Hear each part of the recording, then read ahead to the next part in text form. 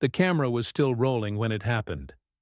Jasmine Crockett leaned forward, voice steady, eyes locked on the lens. When we talk about policing in marginalized communities, Kaitlan Collins didn't let her finish. A sharp inhale. Then the interruption. "Congresswoman, you're not really qualified to speak on this," Kaitlan said, her tone clipped, chin tilted just slightly. The air changed. Silence, thick and immediate, settled over the studio. Even the lighting felt colder. Crockett didn't flinch. She blinked once. That was it. The host stammered, suddenly animated. Let's keep the conversation civil. We're here to discuss policy." But it was too late. Twitter's timeline had already moved. Phones buzzed in the control room. Texts from producers. Clipped screenshots. Someone whispered, "Did she really just say that?"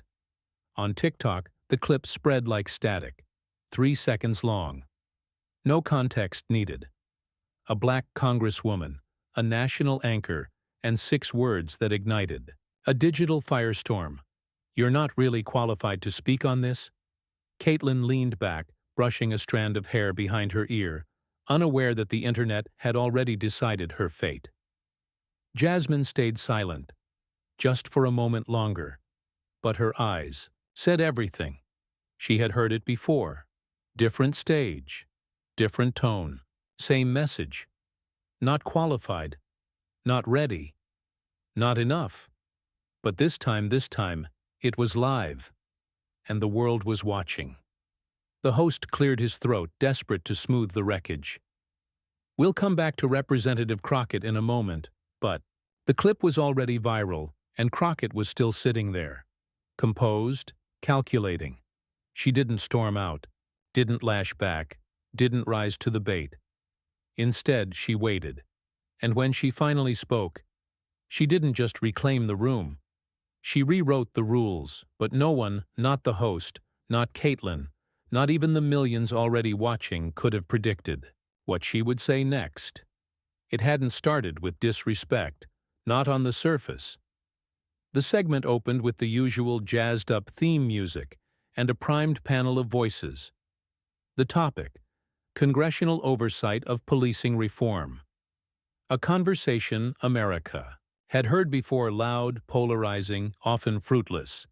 But Jasmine Crockett didn't come to echo. She came to clarify. "We cannot legislate trust," she began, voice low but resonant, "until we first acknowledge the historic breach between law enforcement and the communities they were sworn to protect." She wasn't preaching. She wasn't shouting.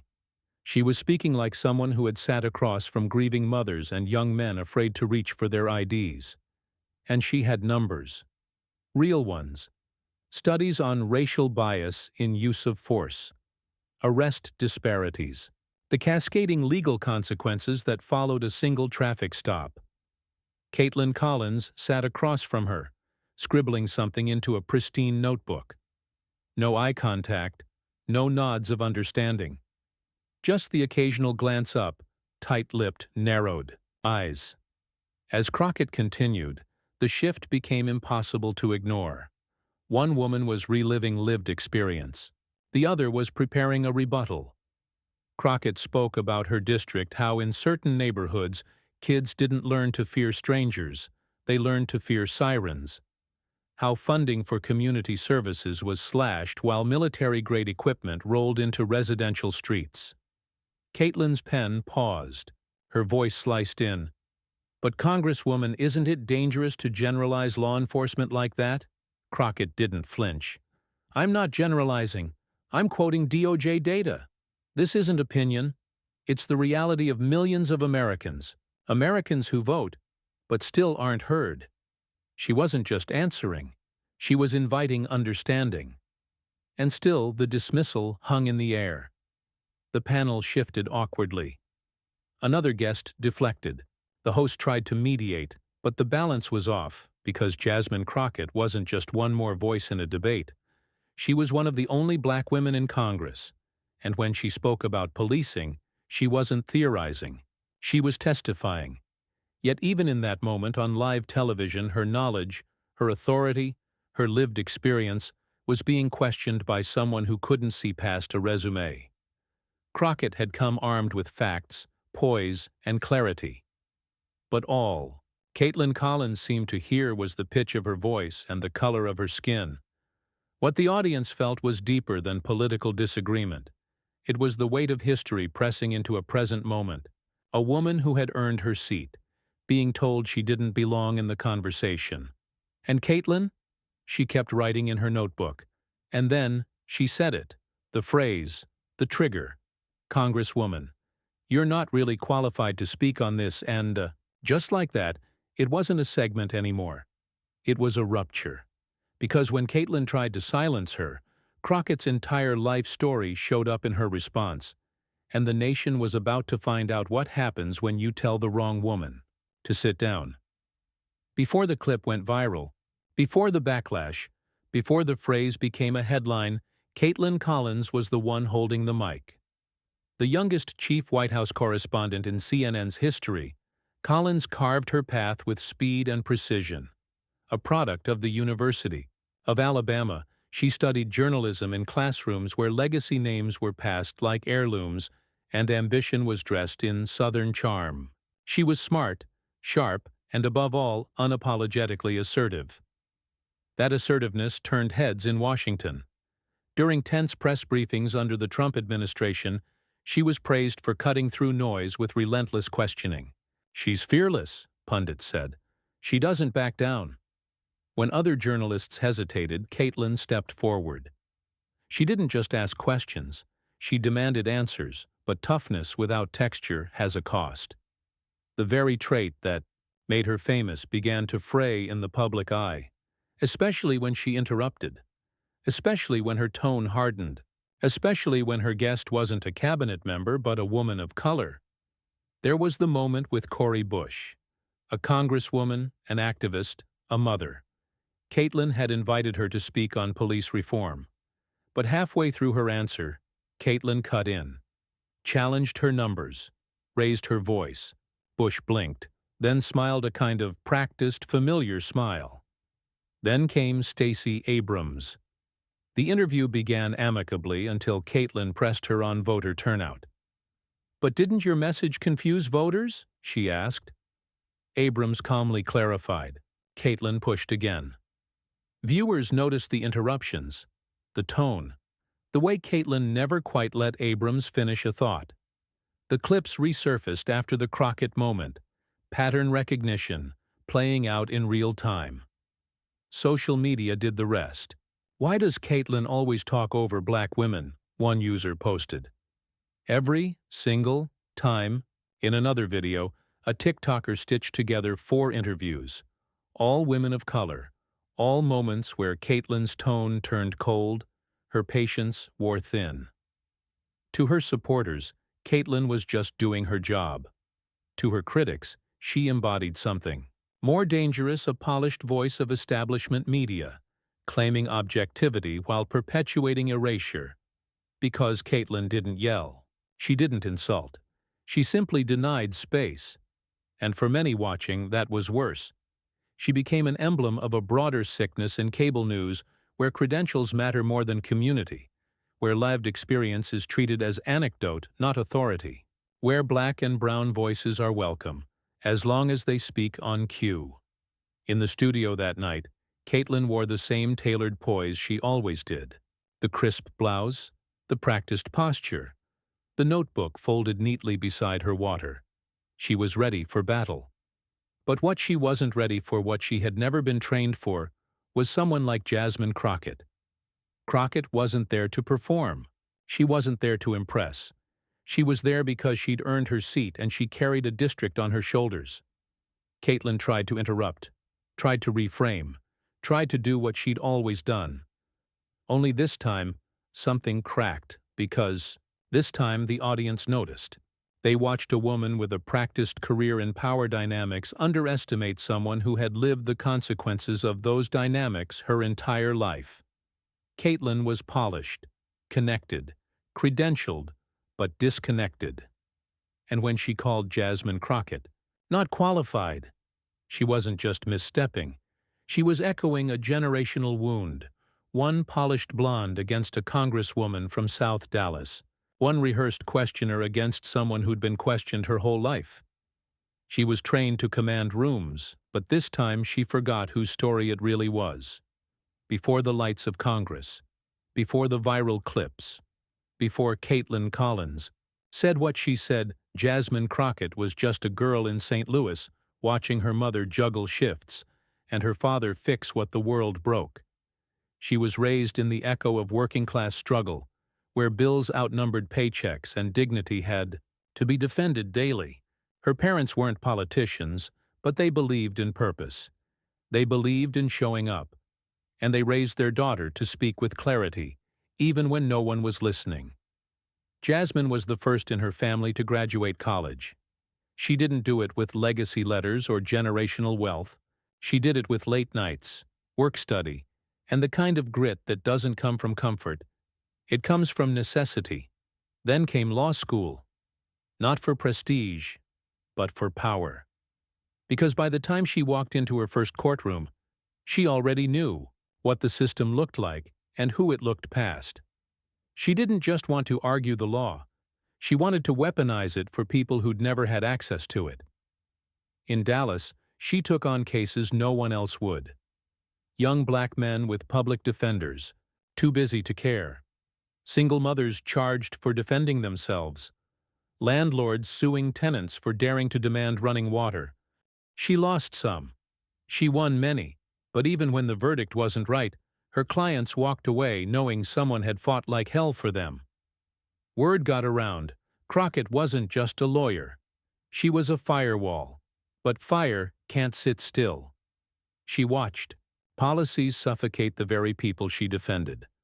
Laws passed by people who'd never walked a block in South Dallas. And one day, after another case that left her shaking with rage, she asked herself the question no one wants to ask. What if I ran? They told her not to. Told her politics would chew her up. That she was too loud, too real, too much. But that was the point. She ran anyway. And from day one, they came for her. The ads were slick. Whisper campaigns about her radical past. Anonymous donors backing a polished, safer candidate. One flyer showed her mid-blink, grainy and unflattering, with the caption, "Is this who you want representing you?" They thought she'd fold, but they didn't know who they were dealing with. Crockett doubled down, knocked on doors, held forums in churches and barbershops, spoke directly to people who had never been asked what they needed. She didn't sell inspiration. She delivered receipts. And when the votes came in, the message was loud. They didn't want polished. They wanted protection. She won. And she didn't walk into Congress quietly. She walked in with a mission. Her speeches weren't manicured. They were memorable. Her wardrobe, bold. Her tone, unapologetic. She didn't try to fit in. She forced the chamber to make room. She called out lies in real time, clashed with lawmakers twice her senior, refused to let her presence be symbolic. She wanted substance. Now, critics called her combative. Supporters called her necessary. But everyone agreed on one thing when Jasmine Crockett spoke. People listened because she didn't talk like a career politician. She talked like someone who had something to lose, and someone who had already lost too much to be afraid. So when Kaitlan Collins leaned across that studio table, wrapped in polished certainty, and said those 6 words, "You're not really qualified to speak," the moment should have shaken Jasmine. But it didn't, because this wasn't the first time someone tried to write her out of her own narrative. This wasn't the first time a woman like Kaitlan looked past her degrees, her cases, her constituents, and saw only noise where there was power. Jasmine didn't raise her voice. She raised the temperature, because all that fire, the courtroom, the campaign, the childhood in St. Louis, it didn't go anywhere. It just waited, and when it came back with purpose. It should have ended with the insult, but Kaitlan wasn't finished. She straightened in her chair, eyes scanning her notes as if searching for something that could justify what she just said. The studio lights glinted off her bracelet as she shifted, her voice cutting through the tension. "I mean, respectfully," she continued, "you represent a very specific district. It's not exactly representative of the broader American experience." Jasmine's head tilted slightly. The host's lips parted, as if to intervene, then closed again. No one moved. Crockett took a breath slow and controlled. She didn't blink. This time, she just watched Kaitlan. The silence stretched. Not awkward, not defensive. Loaded. Viewers across the country leaned forward. Was she about to walk off? Would she clap back? Would this unravel into the kind of chaotic television clip cable news lives for? No, Jasmine Crockett did what no one expected. She began, calm, measured. The same voice that had quieted courtrooms and dismantled legal arguments now cut through the noise not by raising volume, but by raising stakes. "You mean the district where 76% of children qualify for free lunch?" she asked, her voice steady. "Where redlining dictated generational wealth and environmental racism determines who breathes clean air?" She didn't wait for an answer. "Texas's 30th may not look like your average district, Kaitlan, but it's as American as the Second Amendment you defend, and as invisible as the people Congress was built to forget." Kaitlan blinked, caught between formulating a response and retreating from the one she just triggered. Jasmine leaned in. "And since you're questioning qualifications, let's talk about them. I've argued civil rights violations in federal court. I've stood beside defendants whose names you've never learned because their stories never made it to your desk." Kaitlan tried to interject, but Jasmine continued, this time sharper. "I don't interrupt people when they're speaking about what they've lived," she said. A quiet gasp echoed off camera. Kaitlan closed her mouth. Now Jasmine's voice shifted, just slightly, inflection rising, precision sharpening. "The Constitution doesn't grant more credibility to one zip code over another. And the First Amendment doesn't belong more to Harvard grads than to kids in South Oak Cliff." The host sat still. Even the production crew, somewhere behind the scenes, wasn't breathing. "You want to talk about relevance?" Crockett asked, folding her hands on the table. "My people are the ones standing in voting lines for 8 hours, watching hospitals close, watching rights disappear." Caitlin's gaze flickered, defensive now. "And if that's not the American experience," Jasmine said, eyes blazing, "then maybe the problem isn't my district. Maybe it's your definition of America." No music, no applause. Just that sound, the silence of an argument that didn't need yelling to feel seismic. And then she dropped it. The phrase that would echo across the internet, clipped and subtitled, memed and TikToked, recited like a war cry. "If you think power comes from permission, Kaitlan, then you've never had to earn it." The room didn't explode. It cracked. There are moments on live television when something shifts, not in the script, but in the soul of the room. The air doesn't just change, it tilts, and suddenly everyone watching knows they're witnessing something that won't be forgotten. This was one of those moments. Jasmine Crockett leaned forward, not to retaliate, but to rise. Her hands didn't tremble. Her voice didn't waver. She didn't glance at the host. She didn't need to. She was speaking to something bigger than the room. "You don't get to decide who's qualified, Kaitlan," she said. "The people of Texas's 30th already did." Kaitlan blinked. No reply. Just the faint rustle of a page turned too fast in her notebook. Jasmine continued, tone grounded, each word landing with the weight of lived truth. "They voted for me not because I sound like the establishment, but because I don't. They elected me because I fought for them long before I ever stepped foot in this building.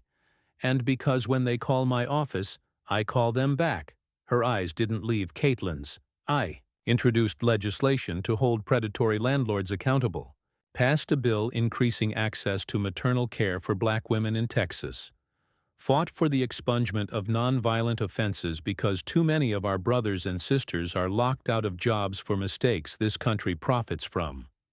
One by one, the receipts piled up. I wrote laws, she said, voice rising now. I didn't just write tweets. The studio wasn't silent anymore. There was a murmur low, surprised. Someone off camera coughed, another cleared their throat, and, let's talk about this word you keep dancing around, qualified, Jasmine said. Because here's the truth. She paused.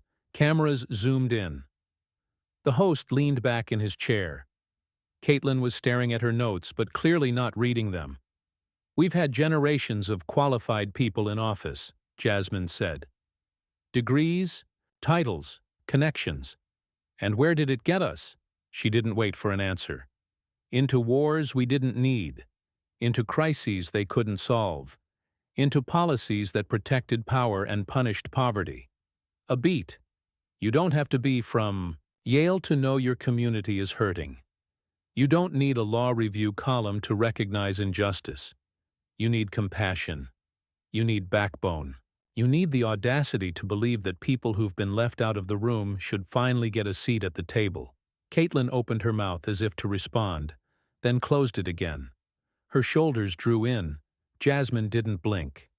You can't teach that at Columbia. And now something unexpected. A smattering of claps. Not from the audience, there wasn't one, but from crew members scattered across the set. A sound person near the boom mic, someone behind the teleprompter. Quick, hesitant, then more confident. The host glanced at them, unsure whether to intervene. He didn't. Jasmine leaned into the moment. My job isn't to make people comfortable. It's to make them seen, she said. And when a black woman shows up in a room like this and tells the truth, even when it's inconvenient, that's not unqualified. That's courageous. The camera flicked to Kaitlan for a cutaway. She shifted her posture, lips pursed, eyes darting toward the host. For rescue. None came. Because right then, across the country, people were opening Google. They were typing, "Who is Jasmine Crockett?" Fighter. They were replaying the clip, subtitling it, stitching it on TikTok, adding slow zooms and lo-fi tracks. The kind of response the internet reserves only for moments that are bigger than just politics. Moments that feel like justice. Back in the EU studio? Jasmine's tone softened, but her fire didn't fade. We've been told to sit still, to speak soft, to be grateful.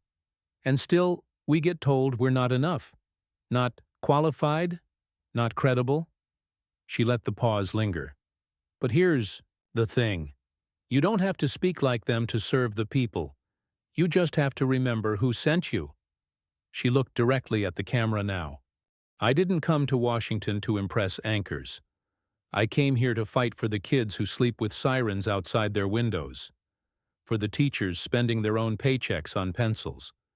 For the grandmothers rationing insulin. And for every single person who's ever been told they weren't enough. The host swallowed hard. Kaitlan scribbled something she'd never say out loud. And if that makes me unqualified, Jasmine said, standing taller now, the full force of her voice wrapping around every word, then maybe this country's been qualifying the wrong people all along. The line hit like a gavel, final, unapologetic, undeniable. And in that moment something shifted again. It wasn't just a clapback. It was a reclaiming of space, of voice, of power. As the camera zoomed out and the segment neared its end, the host, usually quick to rap with neutral tones and commercial teases, simply nodded because there was nothing else to say. The internet didn't wait. The line had already been clipped, hashtagged, tattooed on hearts. And in living rooms, group chats, dorms, and kitchens across America, people weren't just Googling Jasmine Crockett. They were remembering her because she didn't just survive the moment. She owned it. The segment ended, but the story didn't.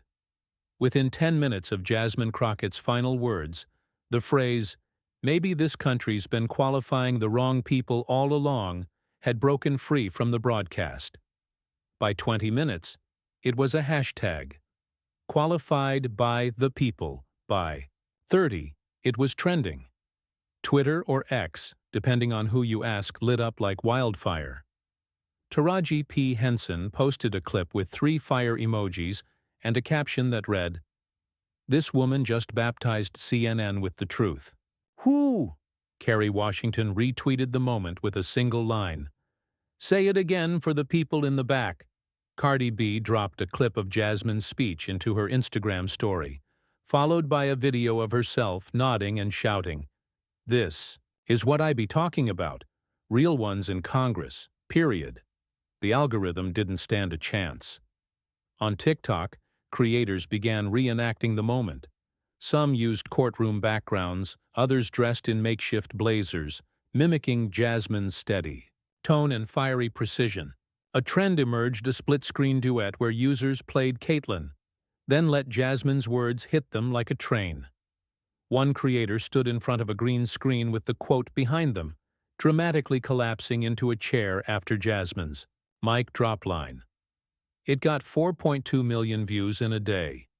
But it wasn't just entertainment, something deeper was happening. Teachers shared the clip with captions like, "This is how you stand your ground with grace." Community organizers quoted her during planning meetings.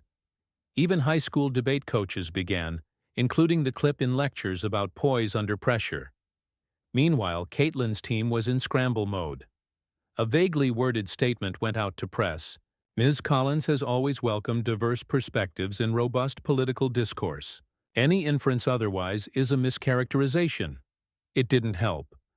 Commentators picked it apart within minutes. "Not an apology," one journalist tweeted. "Not even accountability."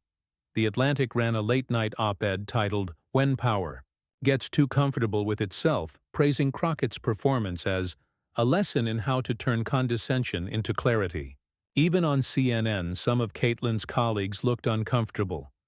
One host hesitated on air before saying, "I think what Representative Crockett demonstrated was restraint and depth, and a command of her constituents' needs that frankly embarrassed the moment." That clip? It went viral too. By morning, Jasmine was everywhere. She was on The View, where Whoopi Goldberg opened with, "You gave us church, courtroom, and Constitution, and you never broke a sweat." She was on MSNBC's Morning Joe, where she calmly broke down policy and turned the conversation away from the drama and back to the people she represented. She even appeared via Zoom on Trevor Noah's new podcast, Laughing Measured, refusing to gloat. "I wasn't trying to go viral," she said. "I was just trying to be heard." And that line, quiet and sincere, hit almost as hard as the original, because everyone watching knew that's what made the moment what it was. She hadn't planned a viral takedown. She had lived a lifetime preparing for it. And now it belonged to the people. In barbershops, coffee shops, classrooms, they quoted her. In group chats, the clip was passed like gospel. In campaign offices across the country, young organizers added her name to short lists of rising stars. And Kaitlan? She faded from the moment. The press moved on quickly, not with condemnation, but with indifference. There was nothing to spin, no follow-up appearance, no strong defense. The moment hadn't just humbled her, it had exposed the kind of blind spot, too common to be scandalous, because when Kaitlan looked across the table that night, she didn't see a threat. She saw someone to control, and that miscalculation became a movement. But Jasmine Crockett didn't stay in the echo. She didn't ride the wave. She redirected it, and her next move wasn't what anyone expected. It wasn't a press conference. It wasn't a media blitz. It was a 90-second video, shot vertically on a phone, in the soft morning light of her kitchen. Jasmine Crockett wore no makeup, just a plain gray hoodie. Her hair was pulled back, her voice quiet but certain. "Good morning, y'all," she said, smiling faintly. "I just wanted to say thank you." She didn't mention Kaitlan. Not once. She didn't replay the clip, didn't rehash the moment, She just spoke. "I know a lot of folks saw what happened last night," she said. "And I've been overwhelmed by the love, the reposts, the DMs. But I want to take a second to talk to the girls, especially the young black and brown girls who are watching all of this unfold." She paused, letting the words land. "I want you to know something," she continued. "You don't have to sound like them, look like them, think like them. You don't have to shrink to fit into a seat at the table." Her eyes didn't waver from the lens. "You belong, exactly as you are." There was no crescendo, no rehearsed cadence, just clarity. "You'll be told you're too loud, too bold, too unqualified. But remember this, your story matters. Your community matters. And you? You matter." Then came the line. "We don't need permission to be powerful," she said. "We just need purpose." That sentence, soft as it was, hit harder than any shout. By noon, it had been reposted by Ava DuVernay, Viola Davis, and thousands of educators across the country. A new wave of clips flooded TikTok, young girls lip-syncing to Jasmine's words, wearing hoodies of their own, reclaiming identity in every syllable, comment sections filled with gratitude. "I showed this to my daughter. I needed to hear this today." Representation isn't about speeches, it's about presence.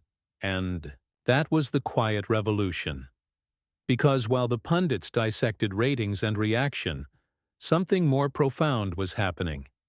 People were feeling seen, not just by what Jasmine said, but by how she said it, by how she showed up the next morning without armor, without polish, just honesty. In a political world obsessed with credentials, Crockett reminded the country what dignity looks like without filters. It looks like service without apology. It looks like standing your ground without raising your voice. It looks like showing up when others expect you to stay silent. Jasmine hadn't just defended herself. She had reframed the entire debate. Power wasn't in the title. It was in the truth.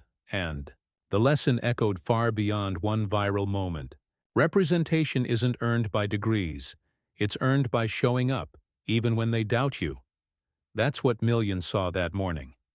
Not a politician winning a soundbite, but a woman holding space for every person who's ever been underestimated, and making it count.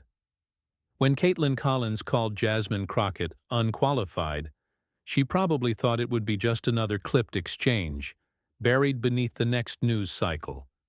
But instead, she unlocked a moment that reminded America who truly leads. Not the ones who talk the loudest. Not the ones with the glossiest credentials, but the ones who show up for their communities, for their people, and for themselves. Jasmine didn't just respond. She resonated. She didn't just defend her qualifications. She redefined what qualification means. And in doing so, she gave voice to millions who've been told to wait their turn, to tone it down, to stay in their lane. So, now we turn it over to you. Were you watching live? How did that moment make you feel? Drop your thoughts in the comments. Share what it meant to you, or who you thought of when Jasmine spoke. Because moments like this aren't just watched, they're felt. And if this story moved you, inspired you, or gave you something to hold on to, we invite you to subscribe.